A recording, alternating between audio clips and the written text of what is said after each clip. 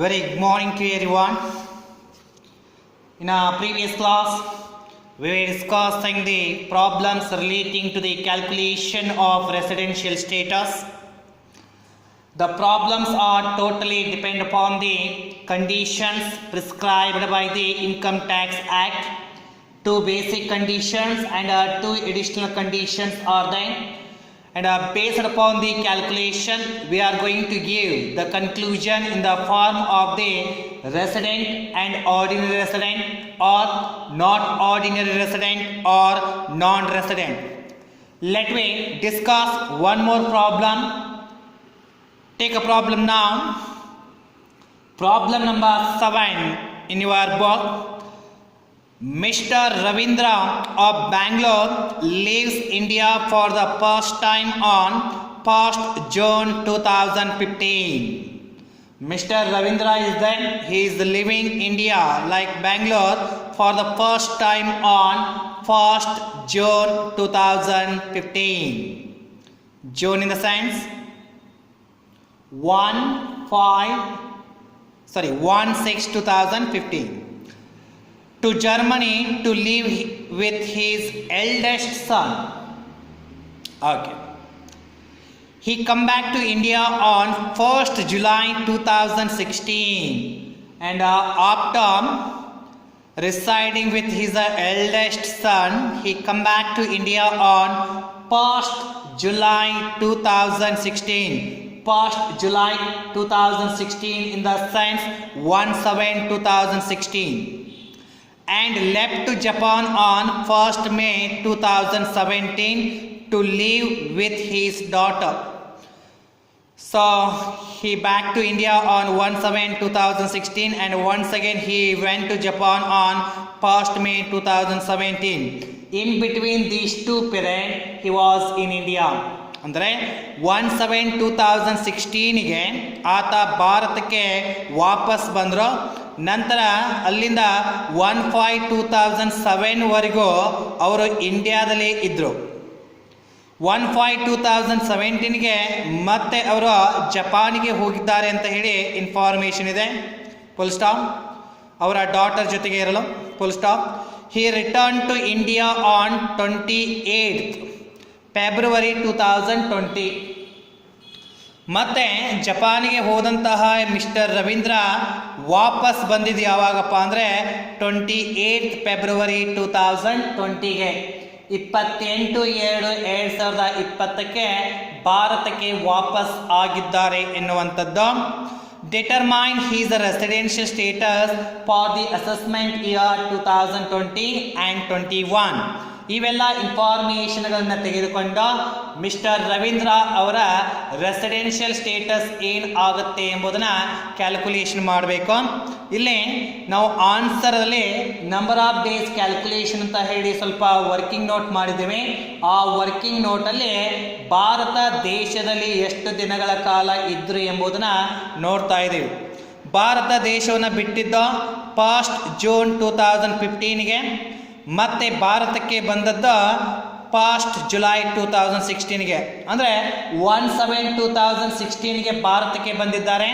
ಅಲ್ಲಿಂದ ಹಿಡಿದು 1/5/2017ವರೆಗೂ ಭಾರತದಲ್ಲಿ ಇದ್ದು 1/5/2017ಗೆ ಜಪಾನ್ಗೆ ಹೋಗಿದ್ದಾರೆ. ಮತ್ತೆ ಜಪಾನಿಂದ ವಾಪಸ್ ಬಂದಿದ್ದು 28th February 2020ಗೆ. ಅಂದರೆ 28/2/2020ರಿಂದ ಮತ್ತೆ ವಾಪಸ್ ಅವರು ಎಲ್ಲಿಗೆ ಭಾರತಕ್ಕೆ ಬಂದರು ಎನ್ನುವಂಥದ್ದು. ಇವೆಲ್ಲ ಇನ್ಫಾರ್ಮೇಷನ್ಗಳನ್ನ ತೆಗೆದುಕೊಂಡು ನಾವೀಗ ಆ ರವೀಂದ್ರ ಅವರ ರೆಸಿಡೆನ್ಷಿಯಲ್ ಸ್ಟೇಟಸ್ ಏನಾಗುತ್ತೆ ಎಂಬುದನ್ನು ಕ್ಯಾಲ್ಕುಲೇಷನ್ ಮಾಡಬೇಕು. Okay, let we calculate the problem now.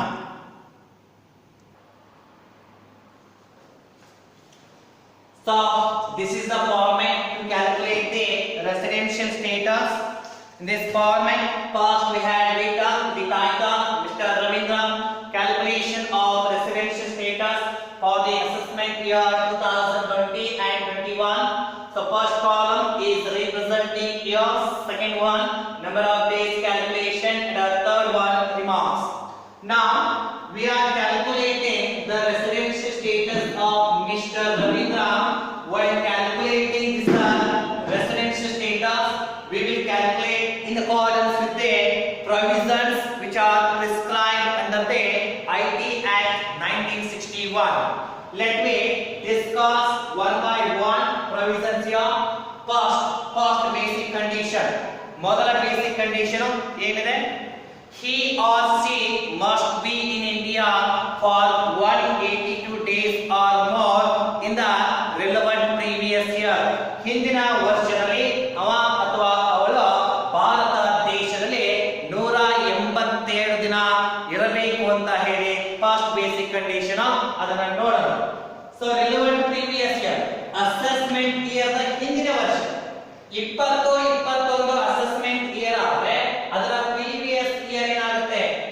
PY previous year 1/4/2019 to 31/3/2020 19-20 ಇದು ಪ್ರೀವಿಯಸ್ ಇಯರ್ ಆಗಿದೆ. ಹಾಗಾದ್ರೆ ಈ ಪ್ರೀವಿಯಸ್ ಇಯರ್ ನಲ್ಲಿ ಕಂಡೀಷನ್ ಸ್ಯಾಟಿಸ್ಫೈ ಮಾಡಬೇಕು ಅಂದ್ರೆ ಭಾರತದಲ್ಲಿ ಎಷ್ಟು ಇರಬೇಕು ದಿನ ಇರಬೇಕು? ಅದು 182 ಡೇಸ್ ಮಿನಿಮಮ್ ಇರಬೇಕು. ಕರೆಕ್ಟಾ? ಹಾಗಾದ್ರೆ ಅವರು ಇಲ್ಲಿ ಸ್ವಲ್ಪ ವರ್ಕಿಂಗ್ ನೋಟ್ ಮಾಡ್ತೀನಿ. 1/7/2016 ಗೆ ಭಾರತಕ್ಕೆ ಬಂದರು. ಅಲ್ಲಿಂದ ಹಿಡಿದು 1/2017 ವರೆಗೂ ಭಾರತದಲ್ಲಿ ಇದ್ದಾರೆ. ಸೊ ಇದರ ಅರ್ಥ ಏನಪ್ಪಾ ಅಂದ್ರೆ ಇದು 2 ಇಯರ್ ಅನ್ನು ಒಳಗೊಂಡಿದೆ. This dates are inclusion of 2 years, right? For example, ಇದರಲ್ಲಿ 2 ವರ್ಷ ನಾವು ಕಂಡುಹಿಡಿಯಬಹುದು. 1/7/2016 ಇಂದ ಹಿಡಿದು 31/3/2017 ವರೆಗೂ ಇದೆ. ನಂತರ ಇನ್ನೊಂದು 1/4/2017 ಇಂದ ಹಿಡಿದು ಎಷ್ಟು? 1/5/2017 ವರೆಗೂ. ಸೊ ಇವೆರಡು ಡೇಟ್ಗಳನ್ನ 2 ವರ್ಷಗಳನ್ನ ಇನ್ಕ್ಲೂಡ್ ಆದಂತಹ ಒಂದು ಡೇಟ್. 1/7/2016 ಅದು 1 ಅಕಾಡೆಮಿಕ್ ಇಯರ್, 1 ಫೈನಾನ್ಷಿಯಲ್ ಇಯರ್ ಅಲ್ಲಿ ಬರುತ್ತೆ. 1/5/2017 ಇನ್ನೊಂದು ಫೈನಾನ್ಷಿಯಲ್ ಇಯರ್ ಅಲ್ಲಿ ಬರುತ್ತೆ. ಏನು ಸೊ ನಮ್ದು ಹೇಗಿದೆ ಪ್ರೀವಿಯಸ್ ಇಯರ್ 2019-20 2019-20 ಇಲ್ಲ. ಇದೊಂದು ಇನ್ಫಾರ್ಮೇಶನ್. ನಂತರ ಜಪಾನಿಗೆ ಹೋಗಿ ವಾಪಸ್ ಬಂದಿದೆ ಯಾವಾಗ? ಅವರು 28/2/2020ಕ್ಕೆ ವಾಪಸ್ ಭಾರತಕ್ಕೆ ಬಂದಿದ್ದಾರೆ. ಇದು ಪ್ರೀವಿಯಸ್ ಇಯರ್ ಬರುತ್ತಾ? ಅಫ್ಕೋರ್ಸ್ 1/4/2019 31/3/2020 ನಮ್ದು ಪ್ರೀವಿಯಸ್ ಇಯರ್. 28/2/2020 ಇದು ಪ್ರೀವಿಯಸ್ ಇಯರ್ ಅಲ್ಲಿ ಬರುತ್ತೆ. ಹಾಗಾದ್ರೆ ಭಾರತ ದೇಶದಲ್ಲಿ ಹಿಂದಿನ ವರ್ಷದಲ್ಲಿ ಇದ್ದಂತ ದಿನಾಂಕ ಎಷ್ಟು? 2ನೇ ತಿಂಗಳಿಂದ ಹಿಡಿಕೊಂಡು. ಸೊ ಪ್ರೀವಿಯಸ್ ಇಯರ್ ಎಷ್ಟಿದೆ? 1/4/2019 ಇಂದ ಹಿಡಿಕೊಂಡು 31/3/2020 ವರೆಗೂ ಪ್ರೀವಿಯಸ್ ಇಯರ್. ಇದಷ್ಟೇ 12 ತಿಂಗಳು. ಆದ್ರೆ ಇದರಲ್ಲಿ ಅವರು ಭಾರತಕ್ಕೆ ಬಂದಿದ್ದವಾಗ 28/2/2020ಕ್ಕೆ ಬಂದಿದ್ದಾರೆ. ಇಲ್ಲಿಂದ ಹಿಡಿಕೊಂಡು ಪ್ರೀವಿಯಸ್ ಇಯರ್ 31/3/2020 ಅಂದ್ರೆ ಪ್ರೀವಿಯಸ್ ಇಯರ್ ಅಲ್ಲಿ ಇಷ್ಟು ದಿನಗಳ ಕಾಲ ಅವರು ಭಾರತದಲ್ಲಿ ಇದ್ದಾರೆ ಎನ್ನುವುದು. ರೈಟ್? ಹಾಗಾದ್ರೆ ಫೆಬ್ರವರಿ ತಿಂಗಳಲ್ಲಿ ಭಾರತಕ್ಕೆ ಬಂದಿದ್ದಾರೆ. ಫೆಬ್ರವರಿ ತಿಂಗಳಲ್ಲಿ ಇದ್ದಾರೆ. ಎಷ್ಟು ದಿನ? 2020 ಇದೆ. ಇದು ಲೀಪ್ ಇಯರ್. 29 28 ದಿನ. 28 ಬಂದಂತ ದಿನವನ್ನ ಕೌಂಟ್ ಮಾಡಬೇಕು. The day in which he arrives, that day is also counted for calculation. February 28 29 2 ದಿನ ಪ್ಲಸ್ ಮಾರ್ಚ್ ಎಷ್ಟು? 31st March 31st. So total ಹಿಂದಿನ ವರ್ಷದಲ್ಲಿ 33 ಡೇಸ್ ಇದ್ದಾರೆ. ಯಾಕಂದ್ರೆ ಪ್ರೀವಿಯಸ್ ಇಯರ್ ಮುಗಿಯೋದು 31/3/2020. ಅದಾದ್ಮೇಲೆ ಭಾರತದಲ್ಲಿ ಇದ್ದಾರೆ. ಆದ್ರೆ ಅದು ನಮಗೆ ಬೇಕಾಗದೇ ಇರುವಂತಹ ವಿಷಯ. ಯಾಕಂದ್ರೆ ನಾವು ಕ್ಯಾಲ್ಕುಲೇಷನ್ ಮಾಡೋದು ಇಲ್ಲಿವರೆಗೂ ಮಾತ್ರ. ಎಲ್ಲಿ ಮಟ್ಟ? 31/3/2020 ವರೆಗೂ ಮಾತ್ರ ನಾವು ಕ್ಯಾಲ್ಕುಲೇಷನ್ ಮಾಡ್ತೀವಿ. ಗೊತ್ತಾಯ್ತಾ? ಸೊ ವರ್ಷಗಳಲ್ಲಿ ಮಿಸ್ಟರ್ ರವೀಂದ್ರ ಭಾರತದಲ್ಲಿ ಇದ್ದಂತದ್ದು ಎಷ್ಟು ದಿನ? 33 days. He was in India for 33 days in a previous year. But what is the condition? He must be in India for 182 days or more in the relevant previous year. 182 minimum ಇರಬೇಕು. ಆದರೆ ಇದ್ದಿದ್ದೆಷ್ಟು? 33 days. First basic condition is not satisfied.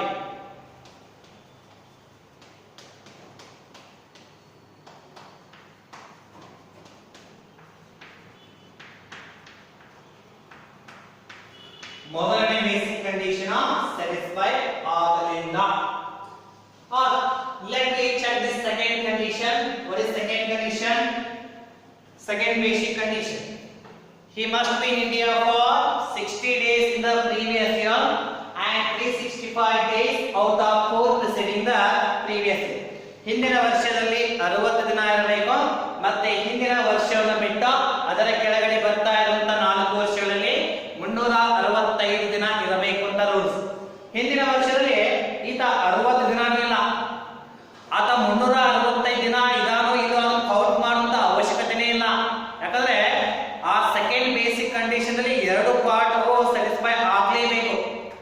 60 ದಿನಾನೂ ಇರಬೇಕು previous year ಅಲ್ಲಿ, ನಂತರ ಅದರ ಕೆಳಗಡೆ ಬರ್ತಾ ಇರುವಂತ 4 ವರ್ಷಗಳಲ್ಲಿ 365 ದಿನ ಇರಲೇಬೇಕು. ಅಂದ್ರೆ ಮಾತ್ರ ಸೆಕೆಂಡ್ ಬೇಸಿಕ್ ಕಂಡೀಷನ್ ಸ್ಯಾಟಿಸ್ಫೈ ಆಗುತ್ತೆ. ಆದ್ರೆ ಈಗ ಹಿಂದಿನ ವರ್ಷದಲ್ಲಿ 60 ದಿನಾನೂ ಇಲ್ಲ ಅವ, ಹೌದಾ?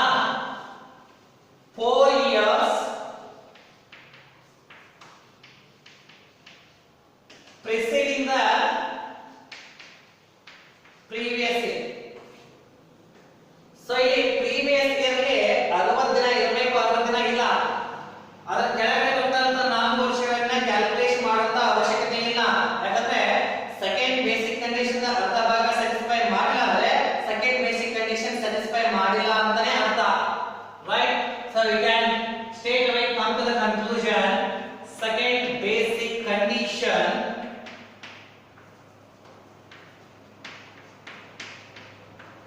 is not satisfied.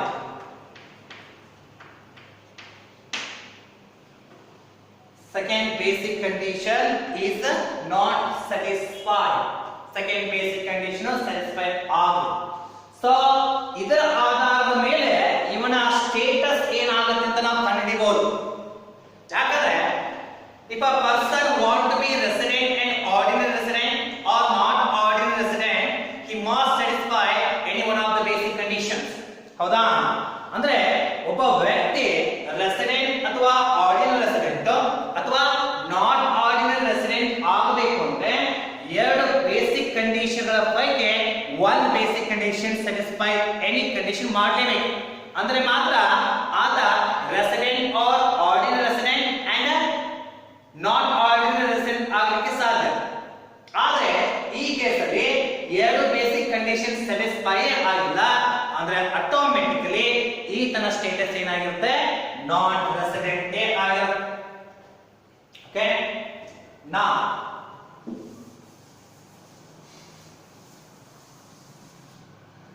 first additional condition, he must be a resident at least 2 years out of 10 preceding the previous year. ಹೌದಾ? 10 preceding previous year. 2018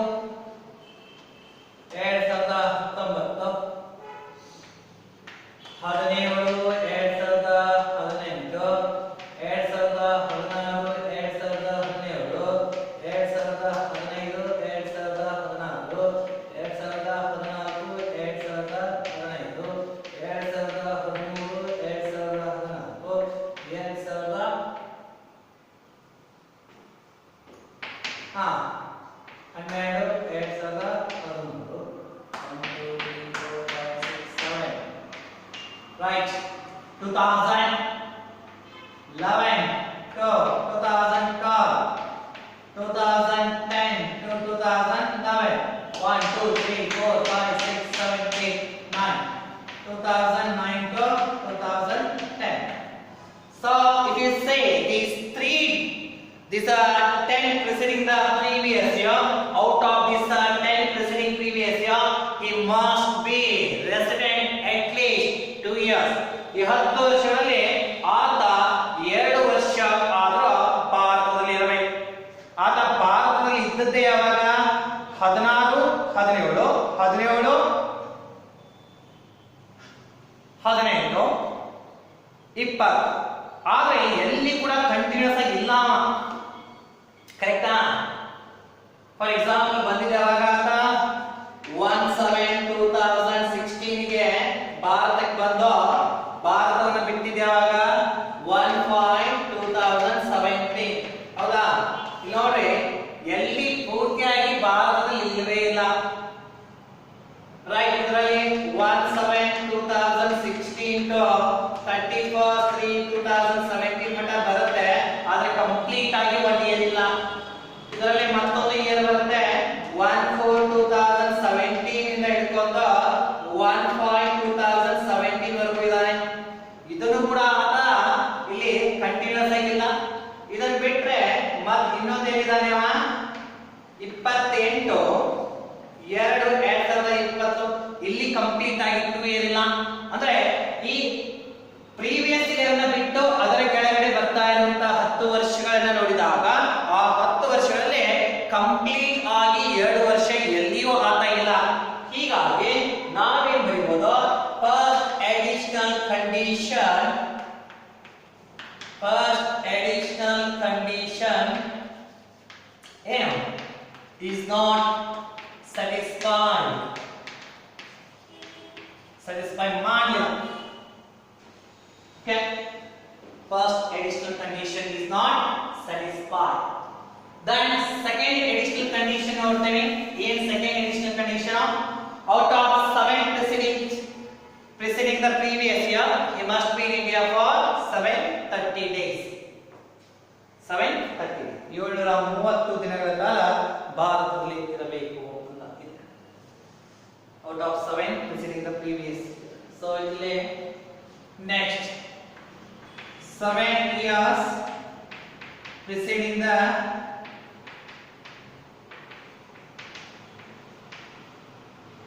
previous year. So ಈ ರೀತಿಯಾಗಿ 7 years ಅನ್ನು ನೋಡಬೇಕು.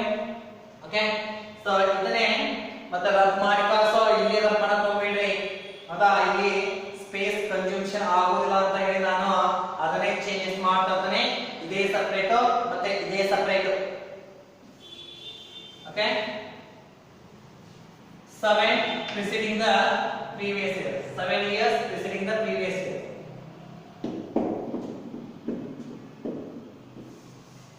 So in 7 preceding the previous year, he must be in India for 730 days or more. Let me see. 14, 17 ಇಲ್ಲಿ ಇದ್ದಾರೆ, 17, 18 ಇದ್ದಾರೆ, 20. So ಇಲ್ಲಿ 1/7/2016 ಇಂದ ಹಿಡ್ಕೊಂಡು 31/3/2017 ವರೆಗೂ. ಕರೆಕ್ಟಾ? ನಂತರ 1/4/2017 ಇಂದ ಹಿಡ್ಕೊಂಡು ಎಷ್ಟು? 1/5/2017 ವರೆಗೂ ಮಾತ್ರ ಕ್ಯಾಲ್ಕುಲೇಷನ್ ಬರುತ್ತೆ.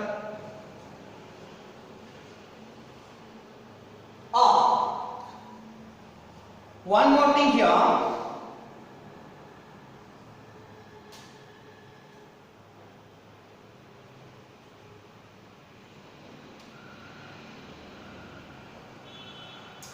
Wait. So little bit I am going to change here. Sorry. ಸ್ವಲ್ಪ ನೋಡ್ಲಿಕ್ಕಿಲ್ಲ ಹಾಗೆ. ಇಲ್ಲಿ ಸ್ವಲ್ಪ ವಿಚಾರ ಮಾಡಬೇಕು. ಮಿಸ್ಟರ್ ಸಾರಿ, ಸ್ವಲ್ಪ ಚೇಂಜಸ್ ಇದೆ ಕೇಳಿ. Mr. Ravindra of Bangalore leaves India for the first time. ಪ್ರಥಮ ಬಾರಿಗೆ ಭಾರತ ದೇಶವನ್ನ ಮಿಸ್ಟರ್ ರವೀಂದ್ರ ಅವರು ಬಿಟ್ಟು ಹೋಗ್ತಾ ಇದ್ದಾರೆ. ಅದು ಯಾವಾಗ? 1st June 2015. ಅಂದ್ರೆ 1/6/2015 ಪ್ರಪ್ರಥಮ ಬಾರಿಗೆ ಮಿಸ್ಟರ್ ರವೀಂದ್ರ ಅವರು ಭಾರತವನ್ನ ಬಿಟ್ಟು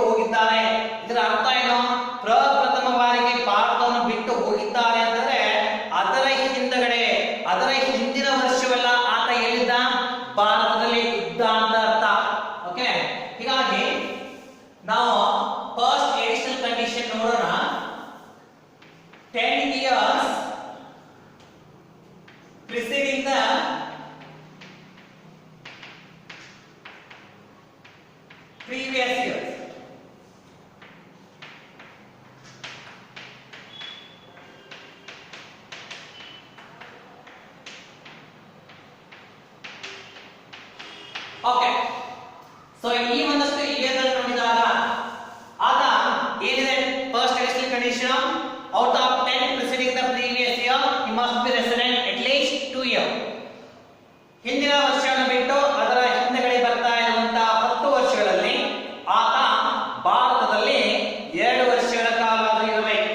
ನೋಡಿ 2015 ಎಷ್ಟು ಫಸ್ಟ್ 1/6/2015ಕ್ಕೆ ಪ್ರಪ್ರಥಮವಾಗಿ ಬಿಟ್ಟು ಹೋಗಿದ್ದಾನೆ ಭಾರತ. 1/6/2015ಗೆ ಪ್ರಪ್ರಥಮವಾಗಿ ಬಿಟ್ಟು ಹೋಗಿದ್ದಾನೆ. 15 ಬಿಡ್ರಿ 14ನೇದಿದ್ದ ಭಾರತದಲ್ಲಿ. ನೋಡಿ ಇವೆಲ್ಲಾ ವರ್ಷಗಳಲ್ಲಿ ಆತ ಭಾರತದಲ್ಲೇ ಇದ್ದಾನೆ. ಯಾಕಂದ್ರೆ 1/6/2015ಕ್ಕೆ ಪ್ರಪ್ರಥಮ ಬಾರಿಗೆ ಭಾರತವನ್ನು ಬಿಟ್ಟು ಹೋಗಿದ್ದಾನೆ.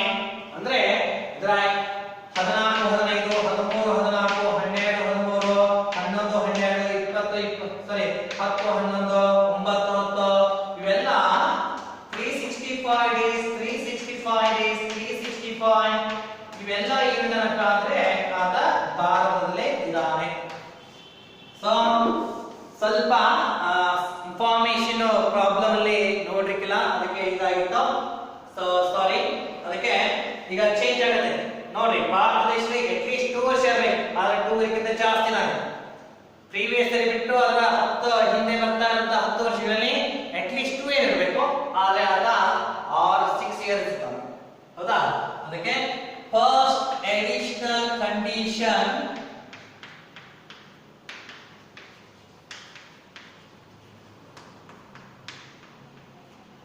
is satisfied. ಮೊದಲ ಫಸ್ಟ್ ಅಡಿಷನಲ್ ಕಂಡೀಷನ್ satisfied ಆಯ್ತು. Next, so 7 years preceding the previous year. Second additional condition previous year ನ ಬಿಟ್ಟು ಅದರ ಕೆಳಗಡೆ ಬರ್ತಾ ಇರುವಂತಹ 7 ವರ್ಷಗಳಲ್ಲಿ 730 ದಿನಗಳ ಕಾಲ ಭಾರತದಲ್ಲಿ ಇರಬೇಕಂತ ರೂಲ್ಸ್. ಹೌದಾ? ಹೀಗಾಗಿ ನಾವು 7 ವರ್ಷಗಳನ್ನು ತೆಗೆದುಕೊಂಡ್ರೆ 1 2 3 4 5 6 7 2013 ಇಲ್ಲೇ ತುಂಬ. ಹೌದಾ? ಸೊ ಸ್ಪೇಸ್ ಇಲ್ಲ, ಅದಕ್ಕೆ ನಾನು ಇಲ್ಲಿ ರಬ್ ಮಾಡ್ತಾ ಇದ್ದೀನಿ. ನೀವು ರಬ್ ಮಾಡಬಹುದು. ಮತ್ತೆ ಇದರ ಕೆಳಗಡೆ ಈ ರೀತಿಯಾಗಿ ತೆಗೆದುಕೊಳ್ಬೇಕು ಇಲ್ಲಿ. ಸೊ ಇಲ್ಲಿ ಯಾವ ರೀತಿಯಾಗಿದೆ ಅದೇ ರೀತಿಯಾಗಿ ನೀವು ಇಲ್ಲಿ ತಗೋಬೇಕು. 7 years preceding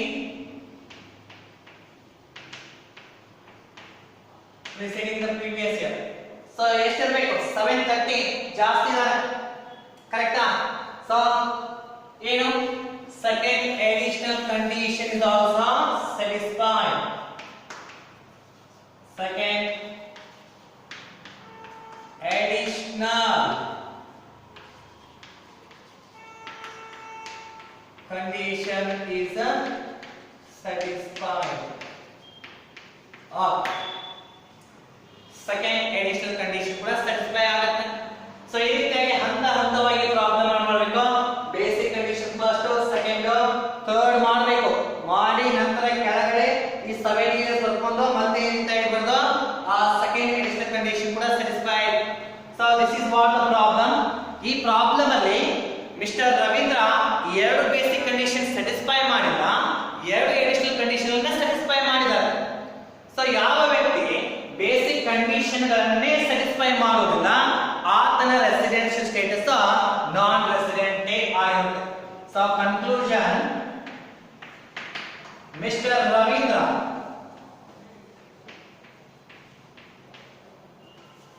does not satisfy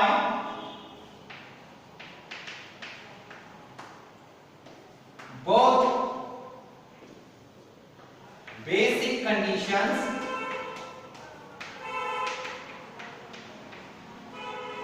but satisfy both additional conditions.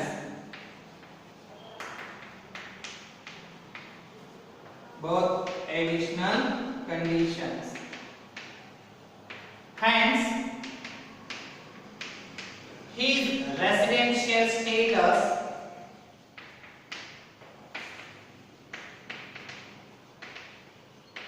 is non-resident. Okay, this is what the solutions. So all three categories problems we had discussed. We will solve some more problems relating to the same concept so that we can get thoroughness in these problems. Okay, perfectness in these problems. Also, you have understood.